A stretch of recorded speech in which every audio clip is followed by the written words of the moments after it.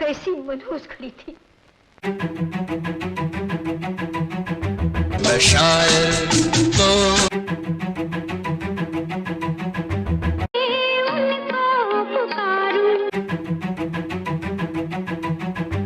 आपकी बेटी नहीं है, हमारी बेटी।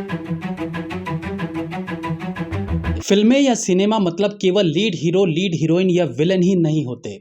उनमें अनेकों कैरेक्टर आर्टिस्ट होते हैं जो कभी हीरो के भाई, हीरो के दोस्त, हीरोइन के पापा, चाचा, दादा या विलन के गुर्गों का किरदार निभाकर फिल्म के अहम हिस्से बनते हैं। इनके अलावा फिल्मों में कुछ ऐसे कलाकार भी होते हैं जो कभी दर्शकों द्वारा नोटिस नहीं किए जाते, लेकिन इसके बाद भी वो कहीं ना कहीं फिल्म के उस सीन में वजन लाने का काम करते हैं। फिल्म लाइन में इन्हें एक्स्ट्रास कहा जाता है। ये अनेकों तरह से फिल्म का हिस्सा होते हैं, कभी भीड़ में खड़े होकर तो कभी किसी पार्टी में हाथ में जाम लिए खड़े नजर आ जाएंगे। कभी ये केवल एक पासिंग शॉट देते हैं, यानी हीरो के आगे या पीछे से निकलते देखे जा सकते हैं, तो कभी कभार इन्हें एक दो डायलॉग भी मिल जाते हैं। ये एक्स्ट्रास ऑलमोस्ट हर तरह के रोल में दिख जाते हैं। भीड़ का हिस्सा बनने से अलग ये कभी डॉक्टर बन जाते हैं, कभी वकील, कभी हवलदार, तो कभी कोई झाड़ू मारने वाला कर्मचारी। एक्स्ट्रास को किस तरह का रोल मिलेगा ये उसके अपीयरेंस पर भी निर्भर करती है। अगर वो दिखने में अट्रैक्टिव है तो उसे किरदार भी उसी तरह के मिलते हैं, लेकिन अगर कोई एक्स्ट्रा के तौर पर काम करने वाला एक्टर स्मार्ट है, उसका फिजिक अच्छा है या वो अट्रैक्टिव है, तो उसे रोल भी उसी तरह के मिलते हैं, जैसे कि किसी हाई क्लास पार्टी में उसे ग्लास लिए खड़ा दिखाया जा सकता है। आज हम एक ऐसे कलाकार की बात करेंगे जिसने 250 से ज़्यादा फिल्मों में काम किया, लेकिन शायद ही कोई होगा जो इन्हें नाम से जानता हो। हाँ, उन्हें देखकर भले आपको याद आ जाए। आज की चर्चा रहेगी बीते ज़माने के फेमस एक्स्ट्रा या जूनियर आर्टिस्ट केसी सुपारीवाला की, जो बॉलीवुड में 3 दशक तक जूनियर आर्टिस्ट के तौर पर काम करते रहे। वेलकम टू पलट तेरा ध्यान किधर है।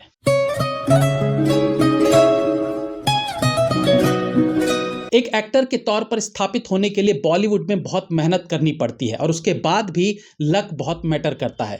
कई साल मेहनत करने के बाद भी स्ट्रगलिंग एक्टर्स एक छोटे से रोल के लिए तरस जाते हैं।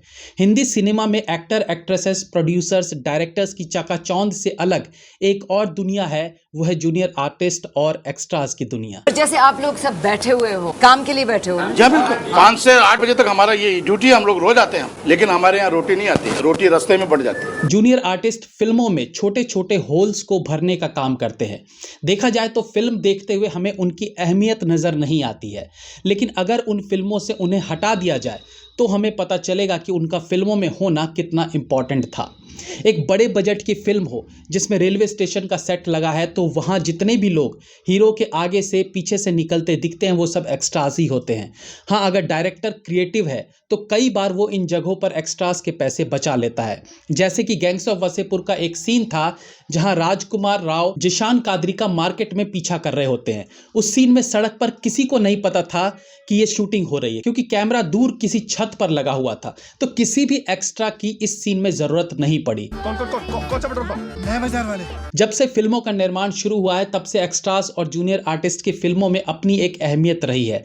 हालांकि ये कहना भी गलत नहीं होगा कि ये आज भी न केवल पर्दे पर अंडररेटेड रहे हैं, यानी जिन पर कोई ध्यान नहीं देता, और पर्दे के पीछे पैसों के मामले में भी ये अंडररेटेड ही रहते हैं, क्योंकि इनकी फीस बहुत कम होती है।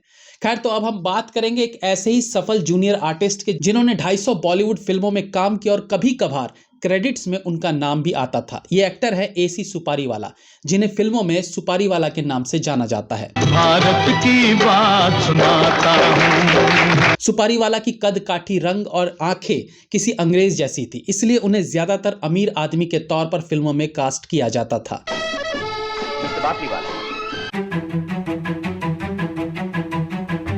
जनरली जब हम एक्स्ट्रास या जूनियर आर्टिस्ट को सोचते हैं तो अक्सर हमारे मन में छोटे काम करने वाले किरदार याद आते हैं, जैसे कि कोई रिक्शा वाला, कोई ठेली वाला, गांव का गरीब किसान आदि। लेकिन सुपारीवाला की पर्सनैलिटी के कारण वो मैक्सिमम फिल्मों में पार्टीज वाले सीन में बैकग्राउंड में हाथ में जाम लिए खड़े नजर आते थे।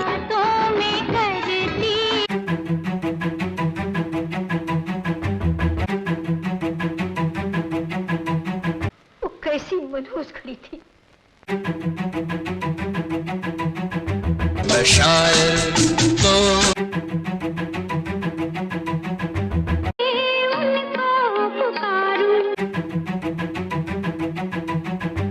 आपकी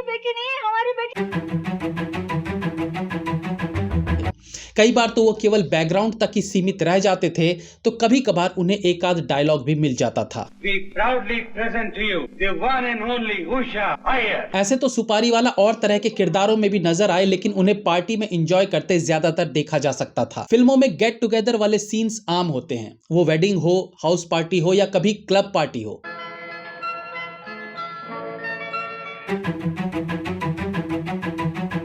इन पार्टीज में कभी हीरो अपने टूटे दिल की दास्तां बयां करता है, तो कभी कोई गोरी मेम अपने कैबरे डांस से पार्टी में आए अमीर गेस्ट को लुभाती है। कम या ज्यादा इस तरह की हर पार्टी में गेस्ट के तौर पर सुपारी वाला फिल्म का हिस्सा जरूर रहते थे।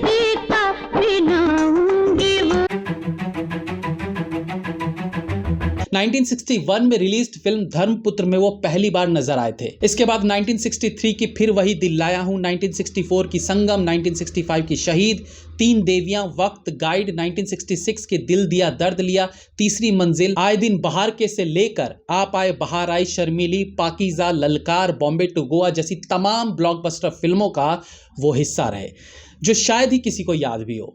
1961 से लेकर 1986 तक उन्होंने करीब 250 फिल्मों में एक्स्ट्रास के तौर पर काम किया। उनकी आखिरी फिल्म थी 1986 की मंगल। एक्स्ट्रास या जूनियर आर्टिस्ट ऐसे कलाकार होते हैं जो जल्दी लोगों की नज़रों में नहीं आते।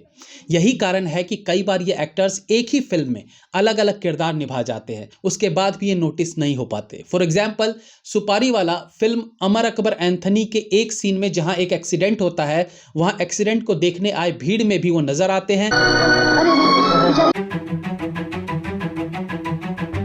वहीं फिल्म के एक गाने पर्दा है पर्दा में भी वो पीछे की रो में बैठे देखे जा सकते हैं।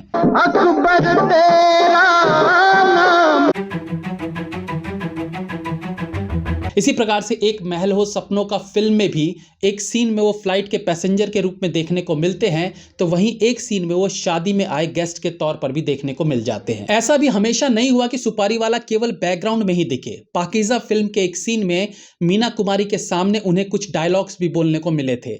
1978 की जीवन मृत्यु फिल्म में भी उन्होंने एक डॉक्टर की भूमिका निभाई थी, जिसमें उनके हिस्से कुछ डायलॉग्स आए थे। डॉक्टर साहब, ज्यादा सीरियस तो नहीं, मगर इनको ज्यादा बोलना नहीं चाहिए। इवन 1974 की राजेश खन्ना की फिल्म रोटी में भी इन्होंने एक जेलर के तौर पर कुछ संवाद बोले थे।